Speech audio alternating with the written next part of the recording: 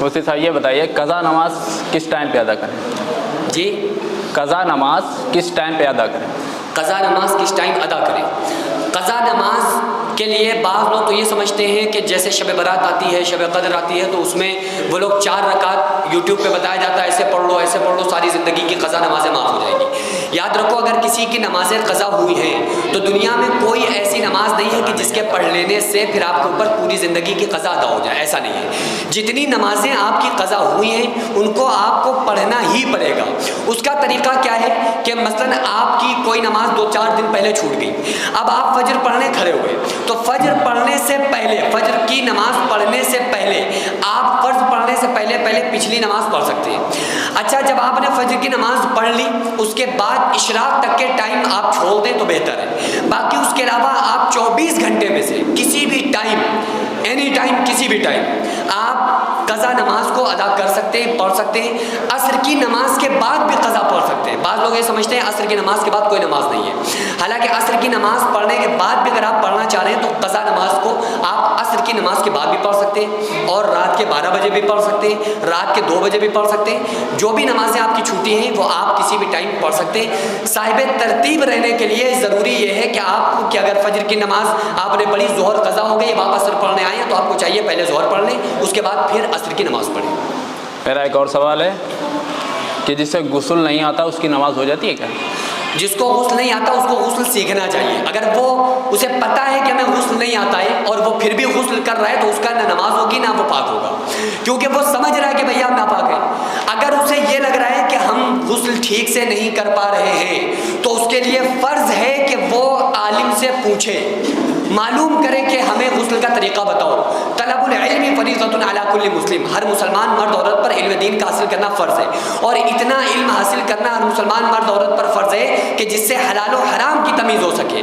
تو اگر کسی کو دھوکہ ہو رہا ہے، کوئی انسان یہ سمجھ رہا ہے کہ ہم غسل کر رہے ہیں، ہمارا غسل ادا ہو رہا ہے، وہ خود میں غسل ادا کر رہا ہے لیکن غلطی ہو رہی ہے، لیکن اسے اس غلطی کے بارے میں نہیں پتا ہے کہ ہم سے غلطی ہو رہی ہے، تو اللہ تعالیٰ معاف کرنے والا ہے۔ لیکن اگر کوئی انسان اس کو یہ پتا ہے کہ غسل میں ہم غلطی کر رہے ہیں، اس کے بعد بھی وہ ہٹ درمی میں اپنے ہی طریقے سے غسل کر رہا ہے، کسی سے نہیں پوچھ رہا ہے، تو نہ اس کا غسل مانا جائے گا، وہ گناہگار بھی ہوگا، اور ایسے غسل کر کے انسان کی جو نماز پڑھے گا وہ نماز بھی قبول نہیں ہوگی۔ اچھا، ایک اور میرا سوال ہے قضا نماز پہ۔ جی، جیسے کہ میں نے کئی ویڈیو دیکھے ہیں کہ رمضان میں آخری جو جمعہ پڑتا ہے نا، اس میں 4 رکعت نفل ادا کرنے کو بتائے، تو مطلب اس کا کیا ہے؟ سمجھ نہیں آیا، پھر سے مسئلہ پوچھیے۔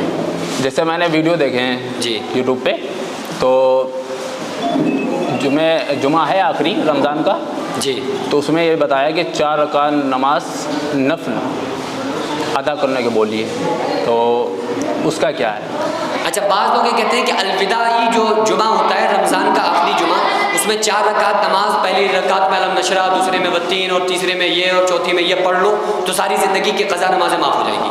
ایسی کوئی نماز حدیث میں، قرآن میں کہیں نہیں ہے۔ یہ صرف ان لوگوں کے پاس جو بغیر عالم کے، بغیر علم کے فتویٰ دیتے ہیں، بغیر افتاء کیے وہ فتوے دے رہے ہیں اور یوٹیوب پہ بیٹھ کے مسئلے بیان کر رہے ہیں بغیر علم کے، تو وہ لوگ ہی صرف ویوز پانے کے لیے ایسا کرتے ہیں۔ حالانکہ حدیث پاک میں آقا علیہ الصلوۃ والسلام نے ارشاد فرمایا کہ اگر کسی انسان کی نماز چھوٹ جائے، یا کوئی انسان نماز پڑھنا بھول جائے، یا وہ سوتا رہ جائے، 2 کنڈیشن، اگر کوئی انسان نماز پڑھنا بھول گیا، اسے یاد نہیں رہا کہ ہم نے نماز نہیں پڑھی، یا وہ بندہ سوتا رہ جائے، وہ سو رہا تھا، اسے خبر ہی نہیں، آنکھ کھلی ہو ہوئی تو 7 بج گیا، فجر چھوٹ گئی، تو اس کنڈیشن میں اس کی قضا کا طریقہ آقا علیہ السلام نے بتایا، اور وہ طریقہ یہ ہے، آپ صلی اللہ علیہ وآلہ وسلم نے ارشاد فرمایا کہ جیسے ہی وہ یاد آ جائے تو اس نماز کو ادا کرے۔ ایسا نہیں ہے کہ آپ کی کچھ رکعتیں، کچھ نمازیں چھوٹ گئی، اب آپ سوچیں کہ 4 رکعت اس طرح سے پڑھ لو ساری زندگی کی قضا نمازیں معاف ہو جائیں گی۔ ایسی کوئی نماز قرآن حدیث میں نہیں ہے سوائے یوٹیوب کے، یہ یوٹیوب پر ہے، قرآن حدیث میں نہیں ہے۔ آقا علیہ السلام نے فرمایا جو چھوٹی ہیں نمازیں ان کو آپ کو پڑھنا ہی پڑے گا۔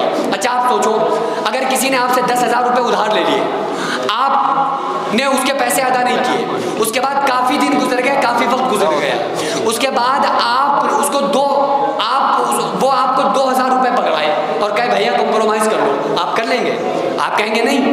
اگر تم ہم سے کمپرومائز اور میل محبت رکھنا چاہتے ہو تو جو 10,000 واپس ہم سے لیے تھے ادھار وہ پہلے واپس کرو، تو وہ 2,000 میں آپ نہیں مانیں گے تو آپ کی 20 نمازیں چھوٹی ہوئی ہیں اور صرف آپ 4 رکعت نماز پڑھ لیں، 20 سال کی چھوٹی ہوئی ہے، 10 سال کی چھوٹی ہوئی ہے، تو اللہ تعالیٰ اس نماز کو قبول نہیں کرے گا۔ بہرحال نماز کی قضا یہی ہے کہ جو نماز قضا ہو گئی ہے ان کو ادا کرنا۔ اب اس کو کیسے ادا کیا جائے اس کا طریقہ اور سمجھ لو۔ بعض مرتبہ ایسا ہوتا ہے کہ انسان کی 10 سال کی نمازیں چھوٹ گئی، 5 سال کی نمازیں اس کی چھوٹ گئی، جب سے وہ بالغ ہوا، جب سے لے کر 20 سال کی عمر تک اس نے نماز نہیں پڑھی۔ اب ایگزامپل 6 سال کی اس کی نمازیں چھوٹی ہوئی ہیں، اب وہ کیا کرے؟ اس کا طریقہ علماء نے لکھا ہے کہ سب سے بہتر طریقہ یہ ہے کہ وہ خیال کر لے، وہ گمان کرے کہ کتنے سال کی نمازیں چھوٹی ہوئی ہیں، تو جتنی بھی نمازیں چھوٹی ہوئی ہیں ان کا حساب لگائے، اور فجر کی نماز پڑھنے سے پہلے فجر کی قضا، ظہر پڑھنے سے پہلے ظہر کی قضا کی نیت سے ظہر کی 4 رکعت، عصر سے پہلے عصر، مغرب سے پہلے مغرب، عشاء سے پہلے عشاء، یا بعد میں بھی پڑھ سکتے ہیں۔ اس طرح سے وہ روزانہ 5 نمازیں فرض نمازیں ایکسٹرا پڑھیں، اپنی اس نیت سے کہ جو ہماری نمازیں قضا ہوئی ہیں ہم ان کو ادا کر رہے ہیں۔ تو اگر 5 سال کی نمازیں چھوٹی ہیں تو 5 سال آپ اس طریقے سے نماز پڑھو، آپ کی نمازیں 5 سال کی ادا ہو جائیں گی۔ 2 سال کی آپ کی نمازیں چھوٹی ہوئی ہیں، آپ 2 سال ادا کر لو، آپ کی نمازیں جو قضا ہوئی ہیں وہ ادا ہو جائیں گی۔ اسی طرح سے آپ اگر 20 سال کی نمازیں چھوٹی ہیں تو آپ 20 سال تک اسی ترتیب کو بنائے رکھیں تو آپ کی 20 سال کی نمازیں ادا ہو جائیں گی انشاءاللہ۔ اور اس بیچ اگر کوئی انسان انتقال کر جاتا ہے، دنیا سے رخصت ہو جاتا ہے، تو اللہ تعالیٰ سے امید رکھنا چاہیے کہ اللہ تعالیٰ غفور الرحیم ہے، کیونکہ اللہ تعالیٰ نیتوں پر فیصلے کرتا ہے۔ جیسے میرا ایک اور سوال ہے کہ لوگ کہتے ہیں کہ سیدھی آنکھ پھڑک رہی تو اچھا ہوگا، الٹی پھڑک رہی ہے تو برا ہوگا، اس کا کیا مسئلہ ہے؟ آقا علیہ الصلوۃ والسلام نے جموائی کے تعلق سے تو بتایا ہے کہ جب جموائی آئے تو الٹے ہاتھ کو منہ کے اوپر رکھنا چاہیے۔ آنکھ پھڑکنے کے تعلق سے جو لوگ یہ سمجھتے ہیں کہ الٹی آنکھ پھڑک رہی ہے تو بہرحال اب یہ ہو جائے گا، وہ ہو جائے گا، ایسا ہو جائے گا، ویسا ہو جائے گا، ایسا کچھ نہیں۔ یہ ساری چیزیں خرافات ہیں کہ بلی نے راستہ کاٹ دیا، آنکھ پھڑک رہی ہے، فلاں دن سفر نہیں کریں گے، یہ نہیں، یعنی جن چیزوں میں اللہ نے کامیابی رکھی ہے اس کی طرف ہم نہیں جاتے۔ ہم یہ نہیں سوچتے کہ یار آقا علیہ السلام نے ارشاد فرمایا کہ جو بندہ صبح 3 مرتبہ بسم اللہ الذی لا یضر مع اسمہ شیء فی الارض ولا فی السماء وهو السمیع العلیم پڑھ لے گا، شام تک 70,000 فرشتے اس کی حفاظت کریں گے، یہ ہم کرتے نہیں ہیں۔ آقا علیہ السلام نے جو فضائل اور برکات اور جو چیزیں جو بتائی ہیں وظائف وہ کرتے نہیں ہیں۔ ان چیزوں میں جو لوگوں میں چلی چلائی باتیں ہوتی ہیں ہم ان کو بیس بناتے ہیں۔ تو یاد رکھو الٹی یا سیدھی آنکھ پھڑکنے سے کچھ نہیں ہوتا ہے، ایسا ہو رہا ہے اور آپ کے دماغ میں خیال آ رہا ہے تو آپ اپنے خیال سے بچنے کے لیے کہیں اعوذ باللہ من الشیطان الرجیم، یعنی پناہ مانگتا ہوں میں اللہ کی شیطان مردود سے۔ باقی یہ ساری چیزیں بدشگونی ہیں، اسلام میں یہ ساری چیزیں جائز نہیں ہیں، جو اللہ کرتا ہے وہ ہوتا ہے، کسی کے کرنے سے کچھ نہیں ہوتا۔ السلام علیکم ورحمۃ اللہ وبرکاتہ۔ وعلیکم السلام ورحمۃ اللہ۔ نہیں ٹھیک ہے ٹھیک ہے۔ مفتی صاحب ایک مسئلہ ہے جو ہمارے دماغ میں اکثر کر کے کھٹکتا ہے کہ کسی شوہر کی اگر کسی بیوی کے شوہر کا انتقال ہو جاتا ہے، اس کے بعد میں وہ بیوی 40 دن تک گھر کے اندر قید رہتی ہے، یہ کہاں تک درست ہے؟ 40 دن نہیں، 4 مہینے 10 دن تک قید رہتی ہے۔ ہاں 4 مہینے 10 دن تک اگر انتقال ہو جائے تو عدت کرتی ہے، اور وہ 4 مہینے 10 دن تک عدت کرتی ہے انتقال پر، اور جو مطلقہ ہوتی ہے طلاق ہو جائے تو اس میں 3 پیریڈ یعنی کہ 3 حیض وہ عدت کرے گی۔ عدت اسلام نے ہی حکم دیا ہے عدت میں رہنے کا، اور عدت میں کچھ چیزیں ہیں کہ وہ عورت کسی سے نہ ملے، کسی سے، سب سے کنارہ کشی کا نام عدت ہے، یعنی گھر میں جو ضروری کام ہیں ان کاموں کو وہ عورت کر سکتی ہے اور کسی ضروری کام سے باہر بھی جا سکتی ہے۔ یہ کہنا کہ وہ باہر نہیں نکل سکتی یہ بات غلط ہے۔ اگر کسی عورت کو کوئی ضروری کام ہے تو وہ مکمل پردے میں رہ کر تو ویسے بھی جانا چاہیے، چاہے وہ عدت میں ہو نہ ہو، لیکن عدت میں ہے تو وہ خصوصی طور پر اپنے محرم کے ساتھ وہ مکمل حجاب میں جا سکتی ہے۔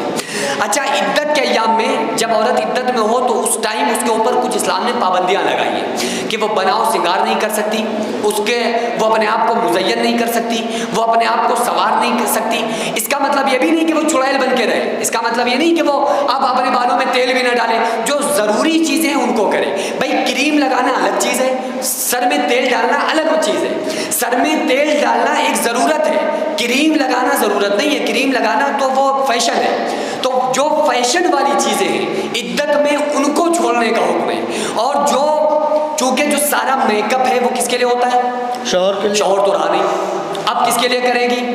کوئی ہے نہیں، تو اس لیے وہ میک اپ سے بچے، زیب و زینت سے بچے، آرائش سے بچے، لیکن صابن لگانا ایک ضرورت ہے میل کو صاف کرنے کے لیے، سر میں تیل ڈالنا ایک ضرورت ہے، کنگھی کرنا ایک ضرورت ہے، کپڑے پہننا ایک ضرورت ہے۔ تو جو ضروری چیزیں ہیں ان کاموں کو عورت عدت میں کرے گی اور کرنا چاہیے، لیکن بناؤ سنگار سے بچنا چاہیے، تاکہ اس کنڈیشن میں ایسا نہ ہو کہ وہ اسی ٹائم کوئی رشتے بھیجنے لگے، شادی کے پیغام آنے لگے۔ ان چیزوں سے بچنے کے لیے اس کے اوپر سنگار اور بناؤ سنگار اور میک اپ سے پابندی وہ ہے، چونکہ جو میک اپ ہے وہ شوہر کے لیے اور شوہر اس کا اب رہا نہیں، تو اس لیے وہ چپ چاپ عدت گزارے گی سب سے بالکل علیحدہ ہو کر۔ اور مفتی صاحب ہمارا آپ سے ایک اور سوال ہے جو دنیاوی ہے، جسے لوگ کہتے بھی ہیں کہ جیسے کہیں روڈ پر اگر بائی چانس کسی کا اچانک میں ایکسیڈنٹ ہو جاتا ہے، اچانک میں ایکسیڈنٹ ہونے کے بعد میں وہ انتقال کر جاتا ہے، تو کیا اس کی عمر پوری ہونے تک دنیا پہ ہی روح رہتی ہے یا یہاں سے رخصت ہو جاتی ہے؟ جب کسی انسان کا انتقال ہوتا ہے، ایکسیڈنٹ وغیرہ اچانک موت ہوتی ہے، تو لوگوں کے دماغ میں چلنا شروع ہو جاتا ہے کہ یار اس کی روح بھٹک رہی ہے، شاید اس کی ابھی زندگی پوری نہیں ہوئی تھی۔ اور قرآن میں اللہ نے فرمایا اذا جاء اجلها لا يستأخرون ساعة ولا يستقدمون، کہ جب موت کا وقت قریب آ جاتا ہے تو ایک ذرہ نہ جلدی ہوتی ہے نہ ایک ذرہ دیری ہوتی ہے۔ تو جب اللہ نے قرآن میں کہہ دیا کہ جب موت کا وقت آتا ہے تو اس میں جلدی نہیں ہوتی، اور کوئی یہ سمجھ رہا ہے کہ شاید اس کی موت وقت سے پہلے آ گئی، تو یہ تو قرآن کے خلاف عقیدہ ہے۔ بعض لوگ یہ سمجھ رہے ہوتے ہیں اس کی روح بھٹک رہی ہے، اس کی یہ روح یہ ہو رہی ہے وہ ہو رہی ہے، ایسا کچھ نہیں ہے، صرف ڈرامہ ہے۔ دیکھو روح جو ہوتی ہے دو مقام ہے روحوں کا، ایک مقام ہے علیجین، دوسرا مقام ہے سجین۔ علیجین میں نیک بندوں کی روحیں رہتی ہیں اور سجین میں گناہ گاروں کی روحیں رہتی ہیں۔ اب آپ یہ سوچو کہ اگر کسی انسان نے سوسائڈ کر لی، پھانسی لگا لی، زہر پی لیا یا خودکشی کر لی کسی طریقے سے، وہ انسان نیک ہے یا برا ہے؟ وہ اچھا انسان ہے یا برا ہے؟ برا ہے۔ کیوں؟ کیونکہ اس نے اللہ کے حکم کی نافرمانی کی۔ اللہ نے کہا اللہ تعالیٰ نے فرمایا وَلَا تَقْتُلُوا النَّفْسَ، کہ اپنے آپ کو قتل نہ کرو، اپنی جان کو ہلاکت میں نہ ڈالو، اور اس نے اپنی جان کو گوا دیا، تو وہ گناہ گار ہے، وہ برا انسان ہے۔ اب جب وہ گناہ گار انسان، وہ برا انسان، اس کی روح کہاں جائے گی؟ اچھی روحوں میں علیجین میں، یا جہاں گناہ گاروں کی روح جاتی ہے سجین میں؟ سجین میں جائے گی۔ اور سجین کے معنی ہے قید خانہ، قید خانہ۔ اب آپ سوچ کر دیکھو، دنیا کی جیل سے کوئی باہر نہیں نکل سکتا، تو وہ اللہ کی جیل سے، فرشتوں کی کسٹڈی سے کوئی روح کیسے باہر نکل سکتی ہے؟ کیا اس کے اندر اتھارٹی ہے وہ کسی کو پریشان کر لے؟ اگر اس کے اندر اتنی اتھارٹی ہوتی تو وہ خود کیوں مرتا؟ زندے میں طاقت زیادہ ہوتی ہے مردے میں؟ تو جب وہ زندہ تھا، خود کو اپنی موت سے نہیں بچا پایا، تو وہ تمہیں آ کر کیسے پریشان کر سکتا ہے مرنے کے بعد؟ افواہیں ہیں، بکواس ہے، فالتو کی لوگوں کی باتیں ہیں۔ جب انسان کا انتقال ہو جاتا ہے، ایکسیڈنٹ میں کسی انسان کا انتقال ہوتا ہے، تو اس کے اوپر یہ والا حکم نہیں لگے گا، یہ سوسائڈ نہیں ہے، یہ تو اس میں اس کو ثواب ملے گا۔ دو طرح کے شہید ہوتے ہیں، اخروی شہید، دنیاوی شہید۔ تو یہ اخروی شہید کہلایا جائے گا۔ اگر کسی حادثے میں کسی کا انتقال ہو جاتا ہے، مرڈر ہو جائے، حادثہ ہو جائے، ماں بچے کو جنتے وقت انتقال کر جائے، پانی میں ڈوب کر مر جائے، ایکسیڈنٹ میں مر جائے، تو ان کنڈیشنز میں کیا ہوگا کہ مرنے والا شہید کہلایا جائے گا، لیکن وہ دنیا کا حکم اس کے اوپر شہادت کا نہیں لگے گا۔ اخروی شہید ہوگا، یعنی کفن بھی دیا جائے گا، دفنایا بھی جائے گا، جنازہ سب کچھ ہوگا، عام بندے کی طرح دنیا میں اس کے ساتھ جو احکام ہے وہ کیے جائیں گے، لیکن قیامت کے دن اس کو شہادت کا درجہ اللہ تعالیٰ عطا کرے گا۔ تو بہرحال جو موت سے پہلے کوئی نہیں مرتا ہے، جب موت کا وقت آتا ہے جبھی اس کا ایکسیڈنٹ ہوتا ہے۔ یہ اللہ تعالیٰ نے پہلے ہی لکھ دیا کہ کون انسان ایکسیڈنٹ میں مرے گا، کس کا مرڈر کیا جائے گا، کس کی کتنی عمر ہوگی، کون کب کیا کیسے کرے گا، سب کچھ اللہ تعالیٰ نے پہلے ہی قلم بند فرما دیا، تقدیر میں لکھ دیا، اور اسی حساب سے پھر یہ ساری دنیا میں جس کی زندگی ہو رہی ہے، عمر ہو رہی ہے، کون کیسے مر رہا ہے، کون کیسے جی رہا ہے، یہ ساری چیزیں اللہ تعالیٰ پہلے ہی بندوں کے بارے میں فیصلہ کر چکا ہے۔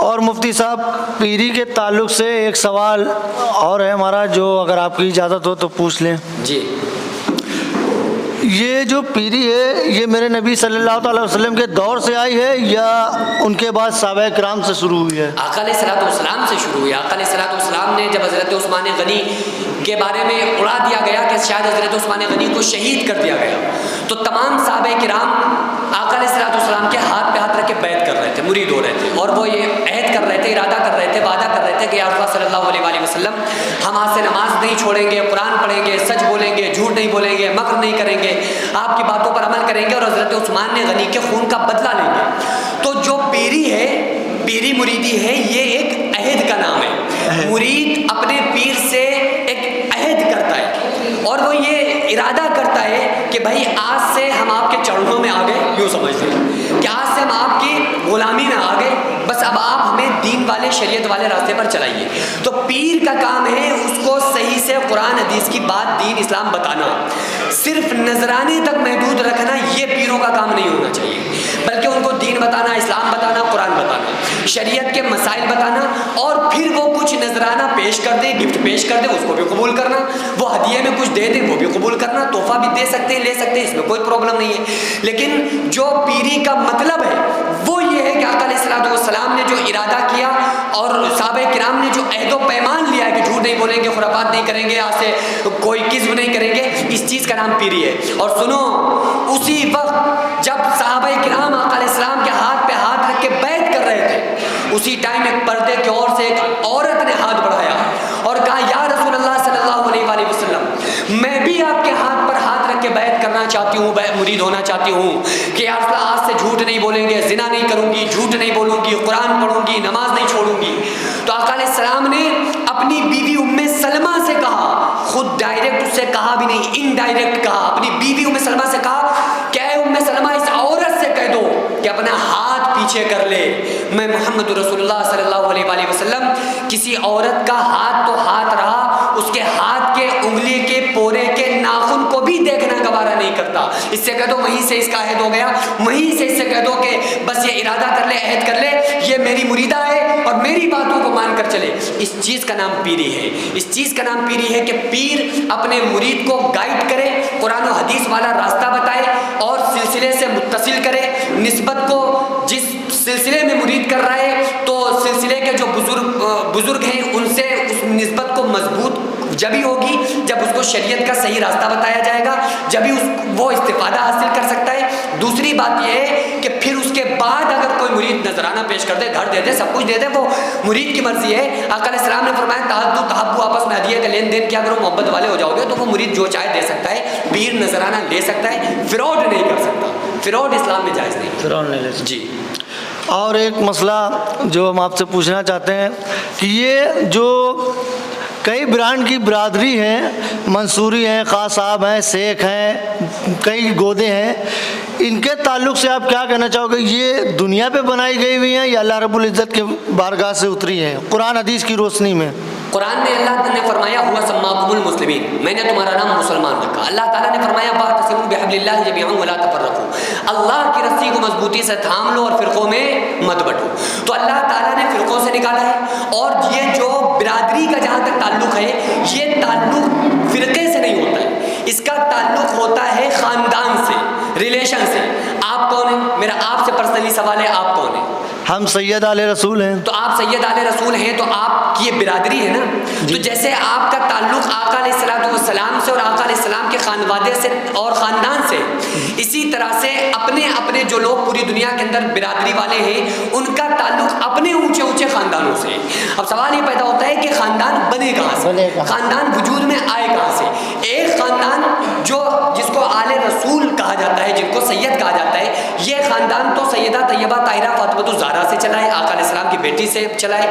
اس کے علاوہ دنیا کے اندر جتنے خاندان ہوئے, جیسے خان صاحب ہوئے, تو خان صاحب اس دور میں کیا تھا کہ اس ٹائم جو بڑے معزز لوگ سمجھے جاتے تھے, بھاری بھرکم لوگ سمجھے جاتے تھے, تو ان میں سے وہ لوگ کیا ہوئے کہ وہ پٹھان کہلائے گئے. تو اس کے بعد پھر لوگ ان کے خاندان میں پیدا ہوتے گئے, وہ پٹھان اور خان صاحب ہوتے چلے گئے.